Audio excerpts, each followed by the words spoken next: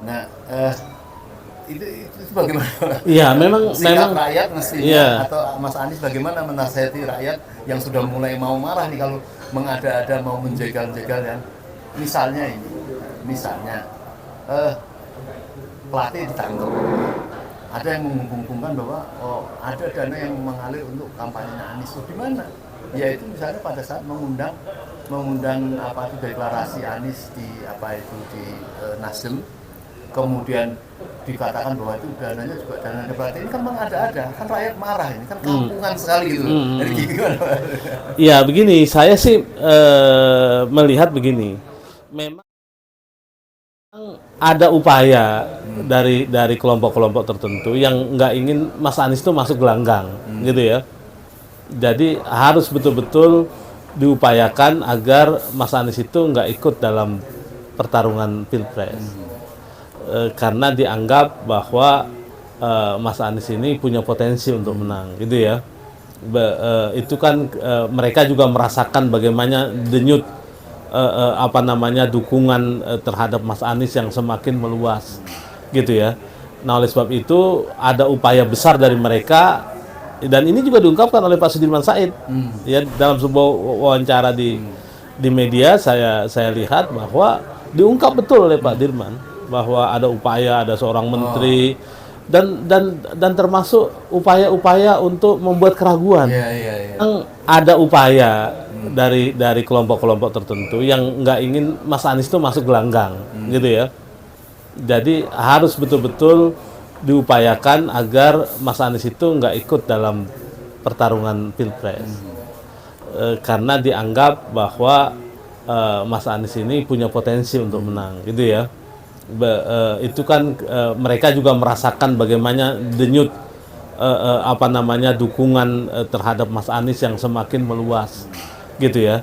Nah, oleh sebab itu ada upaya besar dari mereka, dan ini juga diungkapkan oleh Pak Sudirman Said ya dalam sebuah wawancara di media. Saya lihat bahwa diungkap betul oleh Pak Dirman bahwa ada upaya, ada seorang Oh, menteri, dan termasuk upaya-upaya untuk membuat keraguan, iya iya iya. gitu, membuat keraguan bahwa Mas Anies itu nggak bakal bisa nyalon, Mas Iya. Anies itu akan masuk penjara, gitu Iya gitu iya kan. iya. Jadi oleh sebab itu kan kita lihat surveinya Mas Anies kan cenderung stuck, Iya gitu iya. ya. Kenapa? Karena undecided voters itu semakin tinggi, Semakin tinggi. semakin tinggi, gitu ya. Karena upaya-upaya mereka agak berhasil untuk membangun skeptisisme. Jadi para pendukung Mas Anies sudah mulai banyak yang skeptis bahwa Anies ini nggak bakal maju sebagai presiden. Anies nanti akan dijegal. Ada partai yang tidak lagi mendukung, atau mungkin juga Mas Anies akan kena kasus hukum, gitu ya. Kan itu diungkap oleh Pak Dirman.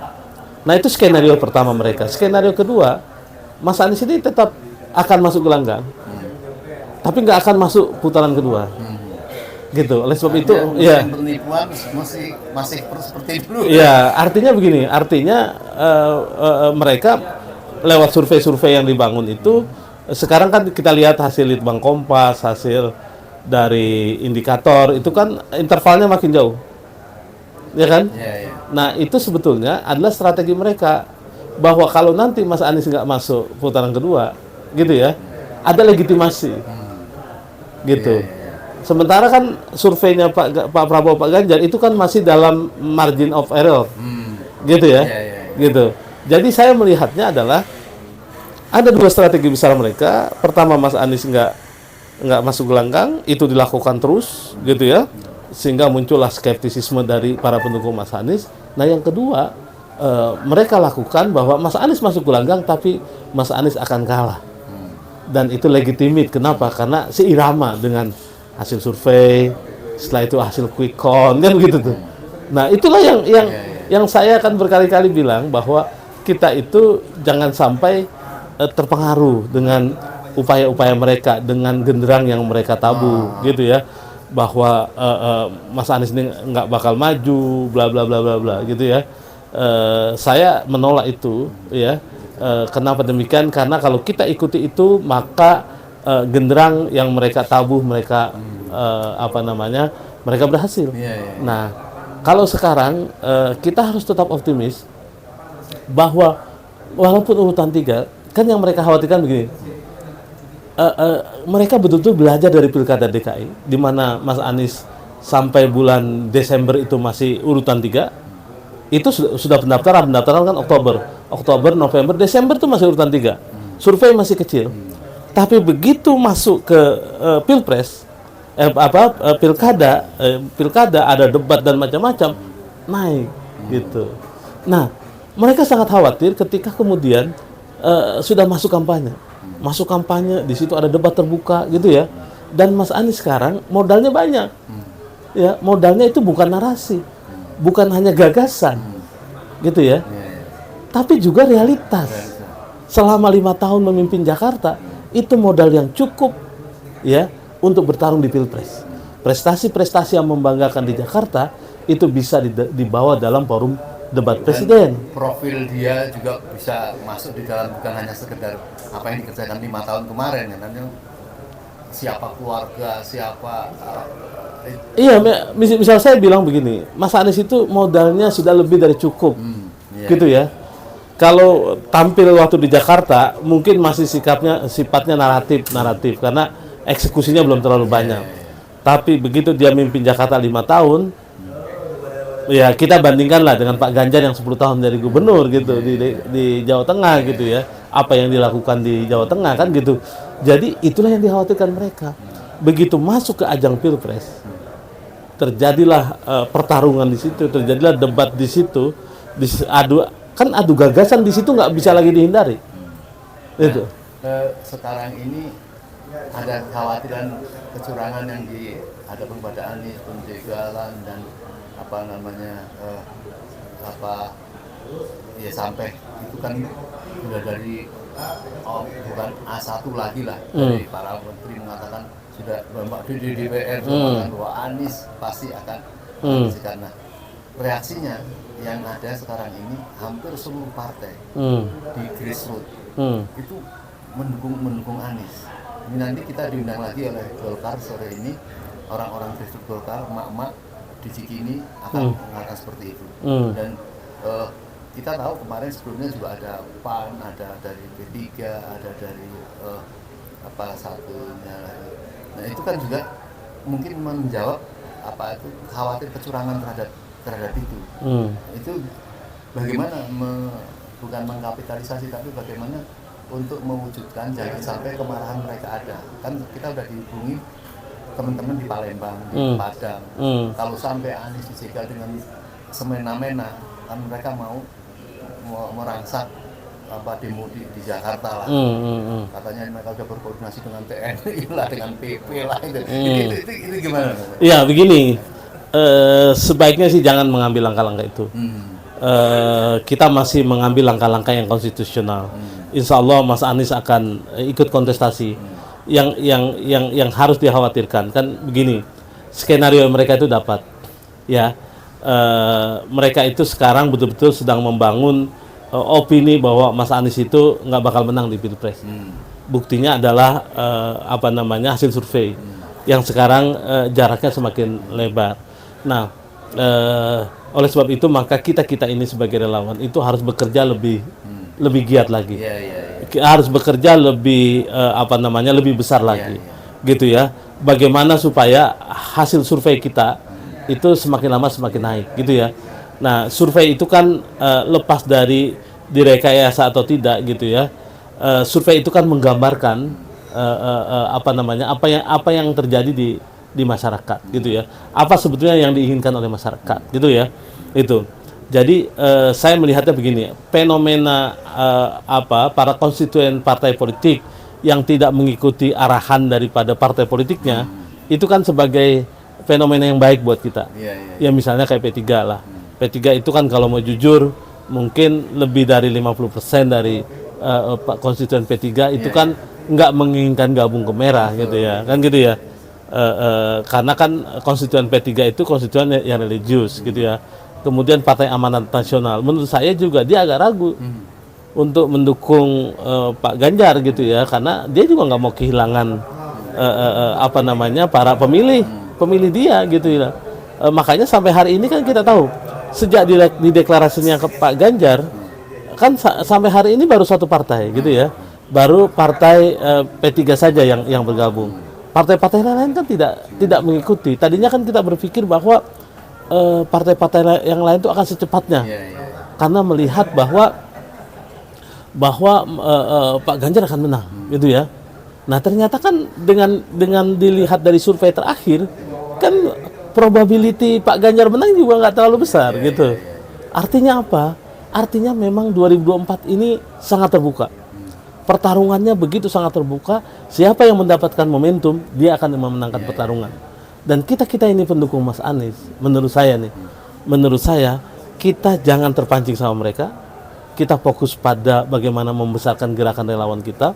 Makanya kita kemarin Jumat yang lalu kita hadir di hari Minggu kita hadir di Senayan. Kita ketemu dengan semua relawan, dan di situ Mas Anies menyampaikan bahwa ya kita harus terus semakin semangat. Kita harus semakin yakin bahwa kita bisa bertarung dan kita bisa menangkan pertarungan itu, gitu. Baik, terakhir. Jadi kita tahu pendukung ini kan banyak lapisan, banyak golongan-golongan pada salah satunya kan tentunya ada yang terhimpun di dalam relawan yang sangat besar-besar itu. Nah, mungkin ada pesan dari Pak Sutrisno, apa yang baik dilakukan dari para relawan ini yang besar-besar, entah itu Anies atau Jarnas atau Korean atau banyaklah. Itu apa yang harus mereka persiapkan, karena ini kan sudah besar sekali, kan harus dapat tugas semua ini. Iya, begini, ini penting memang saya sampaikan. Yang kita itu harus bersatu, ya. Kita tahu bahwa lawan kita berat. Kita tahu bahwa yang kita hadapi itu nggak mudah, dan kita sadar betul bahwa modal kita juga nggak sebanyak mereka, gitu ya. Yang kita miliki lebih besar itu kan spirit. Makanya bendera-bendera relawan menurut saya pada akhirnya kita harus dorong menjadi ya tunggal, bahwa kita ini adalah relawannya Anies Rashid Baswedan. Jadi jangan sampai brand-brand itu yang lebih besar. Jadi mau aliansi, mau sekber, mau porkom, mau apa, itu kan hanya alat untuk untuk berjuang memenangkan Mas Anies, gitu loh. Kita sudah saatnya memang menghapus skat-skat itu. Baju-baju itu memang saatnya sudah tidak terlalu banyak kita pakai, gitu ya. Jadi yang kita pakai itu adalah bahwa kita adalah relawan Anies Rashid Baswedan. Siapapun dia, bendera apapun dia, tetapi kita ingin semua Anies Rashid Baswedan jadi presiden. Oleh sebab itu, apapun baju kita, apapun bendera kita, gitu ya, bendera relawan, gitu ya, jangan sampai di kita ini ada friksi-friksi. Sudahlah yang kita hadapi besar, kitanya ada friksi. Itu menurut saya jangan. Jadi sekarang sudah harus kita bersatu karena waktu sudah semakin dekat. Jangan salah, nanti Agustus, September, gitu ya. Agustus, September, Oktober, November, Desember, Januari, Februari. Tanggal 14 Februari sudah pencoblosan. Oleh sebab itu, menurut saya sekarang sebetulnya sudah nggak boleh terlalu banyak acara pertemuan-pertemuan besar. Acara harus digiring ke level yang lebih rendah. Acara harus digiring ke level provinsi, ke level kabupaten, ke level kecamatan, ke level kelurahan, ke level sampai pada bilik-biliknya. Ya. Jadi sudah saatnya kita itu sekarang ini harus harus turun ke bawah. Itulah mungkin yang penting saya sampaikan. Luar biasa. Pemirsa dan para pejuang simpatisan dan berharap kepada kemenangan Bapak Anies Rashid Baswedan, tegas apa yang disampaikan Bapak Dr.